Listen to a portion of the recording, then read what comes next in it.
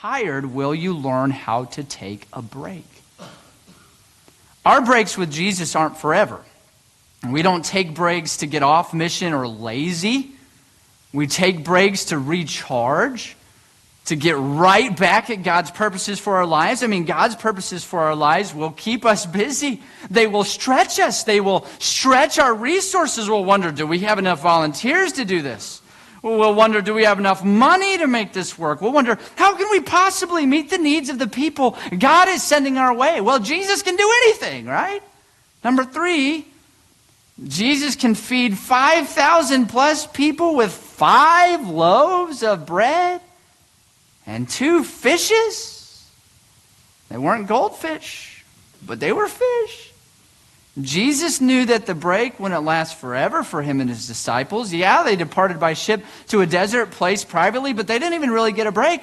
I mean, people ran ahead of them and they were on the shore just waiting for Jesus. Oh, there he is! When he got off the boat, and Jesus wasn't upset about that. Have you ever gone to take a break and a problem meets you? Enough!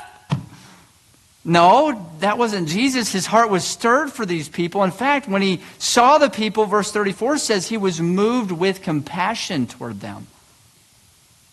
He looked out and saw these great crowds who were like lost and aimless sheep. They were like sheep without a shepherd. So he began to teach them many things, verse 34 says. See, first he knew their deepest need was spiritual. Before he ever sought to meet a physical need, he was meeting a much more important need. That's what Jesus' ministry was always primarily about. And he sought to meet it. That's the way he was. Yet, as he ministered to the spiritual needs, physical needs popped up. And by day's end, you see in verse 36, verse 35, his disciples were barking orders to him. Hey, it's far too late for all of us to be out here in the wilderness. Just send these guys away. Send them away. They can go find a Chick-fil-A on the way home. Find something local. They can find something to eat. They don't have anything to eat. And Jesus, look what Jesus said in verse 37. He said, give ye them to eat. What? You give them something to eat. Never complain to Jesus. You might just get a task. And they were floored he'd even say that. They argued with him, but he wouldn't let it go. He asked them in verse 38, how many loaves have ye? Go and see. And all they had was 5 loaves of bread and 2 fish. That's it. So Jesus commanded everyone to sit down on the grass, and they sat down in an organized fashion, and I guess the disciples had to organize that, and we saw what happened. He blessed the loaves and the fish, and he broke, and he gave it to his disciples. They spread it out to the people, and everybody got full stomachs. And they had 12 baskets of leftovers. They had more than enough left over for themselves. See, Jesus can feed 5,000 plus people with 5 loaves of bread and 2 fishes. I mean, I think about this. I'm a pastor and I think about administrative things often. And so I think sometimes about the financial side of ministry. And I think back to our experience, Emmanuel, how Jesus can take what we have and do incredible things with it. You remember about a year and a half ago, if not more, when we were looking at a possible financial shortfall due to the tragedy that rocked our church in April of 22. On top of everything else, we're staring at a possible shortfall that nearly equaled our yearly missions budget. We weren't sure what would happen. Yet by the end of the year, we not only met budget, but we exceeded it. On top of that, we still gave around $40,000 to missionaries for the holidays. And on top of that, we still raised $20,000 that year and $20,000 the year after that for the Moving Ahead plan, so you could sit in that chair and so a missions apartment could be renovated in the house over there. What did we do? We brought Jesus our 5 and 2. That's what we did. And look what he did. Listen, there are many things in life beyond our control in ministry. I mean, what if more and more people start showing up on Sunday mornings because they're sheep who need the shepherd and we love them?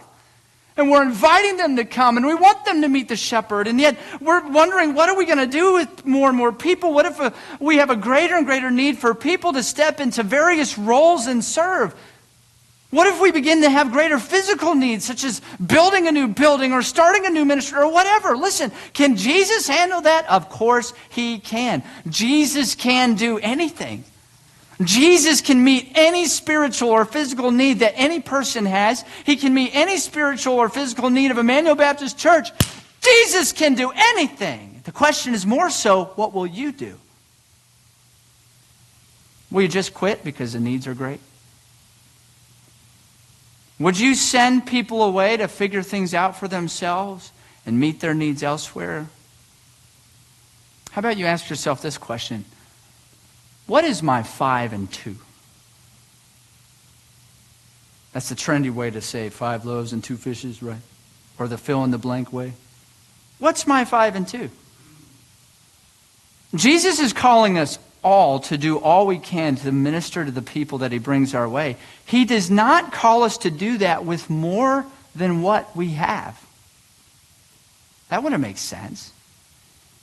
Can I just divert here and apply this to parenting? You feel like, I'm overwhelmed with my parenting. I'm overwhelmed with my marriage. I'm overwhelmed with, whatever it is. Jesus does not call you to do what he wants you to do and not give you what you need to do it. You have everything you need to do it.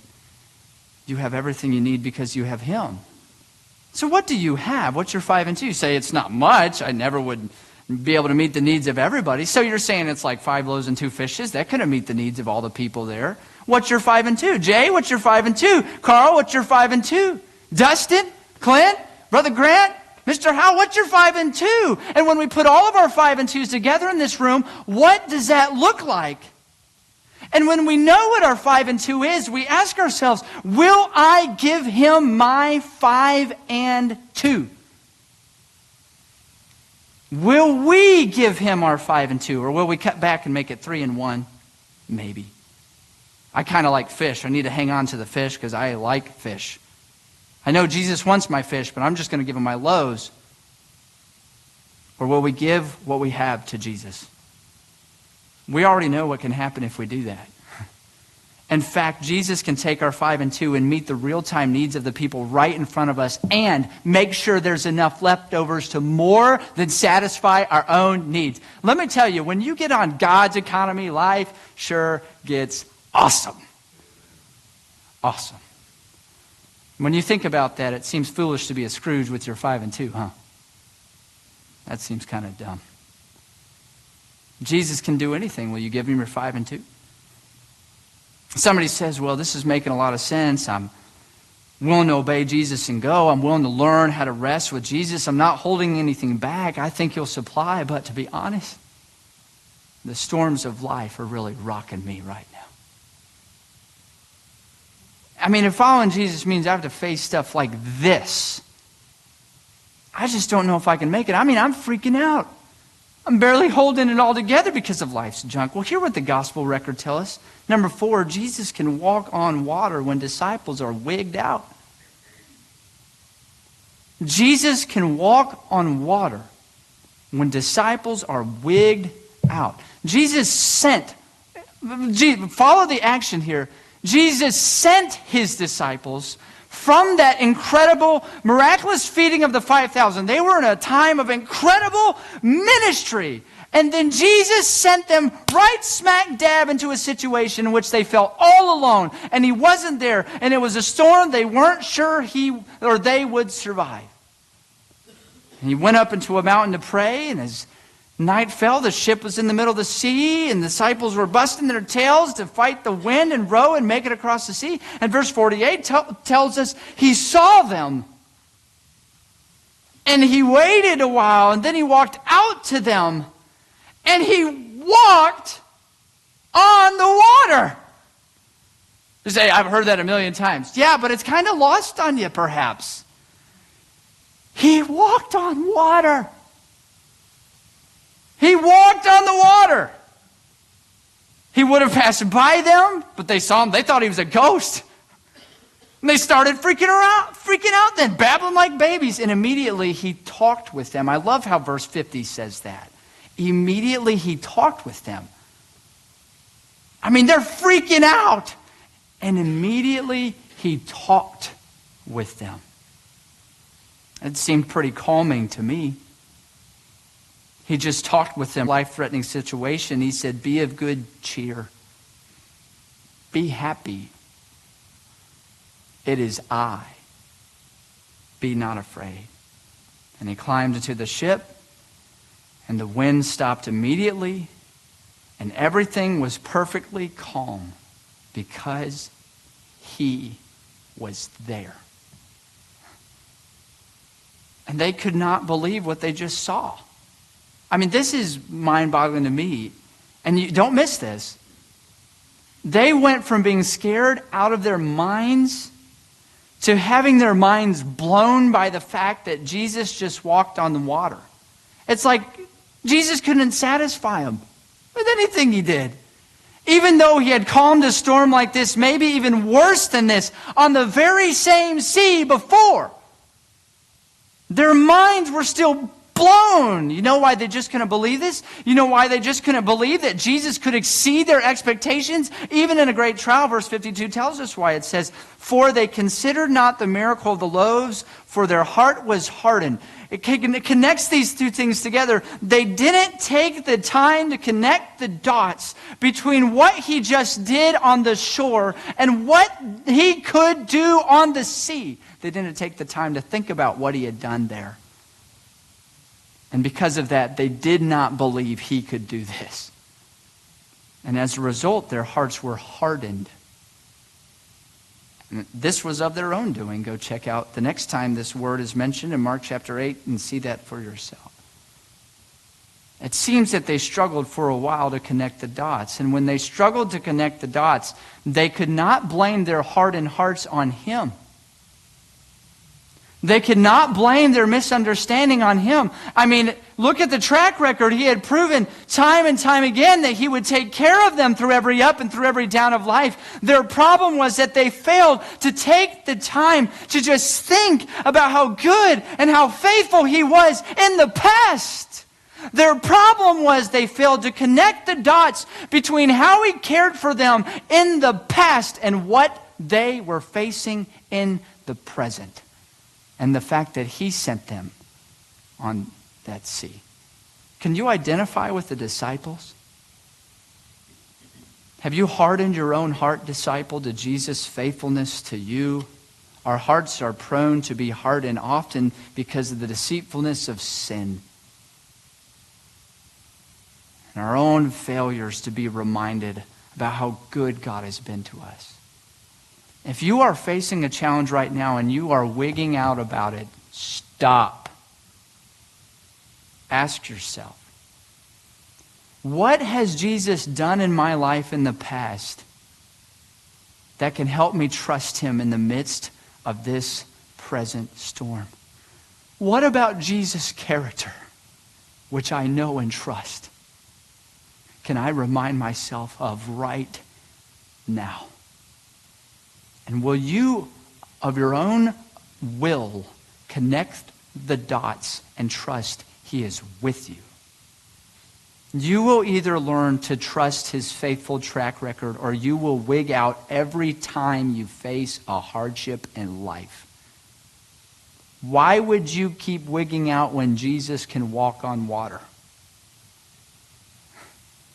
Liz came across this quote last week, that Jesus walks on the very waves we fear will drown us.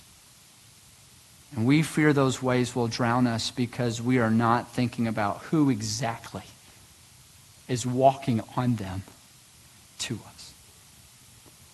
What I love the most about Mark 6 is what happens at the end of the chapter. I mean, just take a step back and think about what we've covered so far. Jesus sent ordinary people to do extraordinary things, and his disciples did that awesome stuff that he did just because they obeyed him and went. And then Jesus took a break. I mean, it was time, at least for a short time, to do nothing but get away and eat. Then Jesus fed 5,000 plus people with just 5 loaves and 2 fishes the disciples happened upon, and they just gave people what they had after Jesus had multiplied it. And then Jesus walked on water when his disciples were wigging out, and they had no control over that situation, and they didn't trust the one who did have control over it. And then, did you notice in verses 53 through 56 that when they got to the other side of the sea, Jesus simply showed up.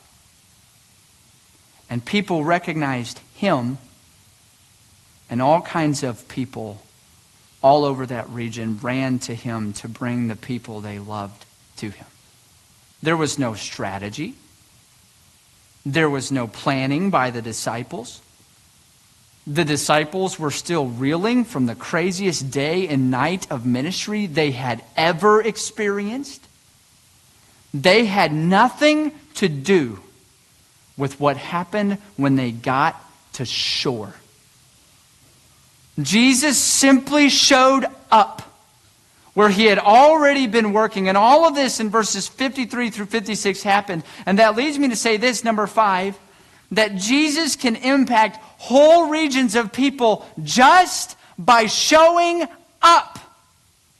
Jesus can impact whole regions of people just by showing up. And let me ask you, dear saints, has Jesus left Emmanuel Baptist Church? Whose church is this? It's his. Has Jesus resigned from his position of Lord of the universe? No.